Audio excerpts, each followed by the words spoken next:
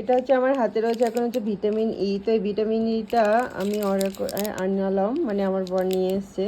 এটা আমি সবসময় খাই না, কিছুদিন গ্যাপ দিয়ে দিয়ে তারপরে খাই। তবে এইটা যেমন আমাকে ডক্টর একবার প্রেসক্রাইব করেছিল মাসেল পেনের জন্য, যখন এক্সারসাইজ করার পরে যে মাসেল পেনটা হয়, তো এটা খেলে অনেকটা রিলিফ হয়।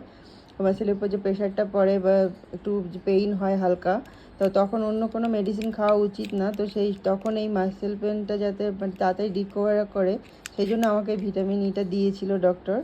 তো তখন থেকেই আমি খাই। তবে মাঝে কিছুদিন আমি গ্যাপ দিই, 2-3 মাস বা 2 মাস অন্তর গ্যাপ দিয়ে তারপর আবার এটাকে শুরু করি। তো এই এতদিন আমি এটাকে গ্যাপ দিচ্ছিলাম, তো আবার আমি শুরু করছি। আর এই ভিটামিন ইটা তো তোমরা সবাই জানো স্কিনের জন্য, চুলের জন্য খুবই উপকার। তো আমি এটা মাঝে মাঝে হেয়ার অয়েলের সঙ্গে ইউজ করি, আর তার সঙ্গে স্কিনেও কখনো কখনো আমি ইউজ করি। অবশ্যই ভিটামিন ইর সঙ্গে অন্য কোনো একটা সাপ্লিমেন্ট মিশিয়ে তবেই ইউজ করি, ডাইরেক্ট ইউজ করতে নেই। তো সেই জন্য আমি তোমাদের সঙ্গে এটা শেয়ার করলাম, তো তোমরাও দেখতে পারো। আর যদিও এইসব মেডিসিন ইউজ করার আগে তোমরা অতি অবশ্যই তোমাদের নিজেদের যে ডক্টর আছে তার সঙ্গে কনসাল্ট করে তবেই ইউজ করবে। কারণ কি সবার বডি এক নয়, কারো বডি কোনো মেডিসিন অ্যাকসেপ্ট করে না। তো সেটা শুরু করার আগে তোমরা নিজস্ব যে ডক্টর আছে তোমার ডক্টরের সঙ্গে কনসাল্ট করে তবে এই মেডিসিনগুলো খাওয়া শুরু করবে।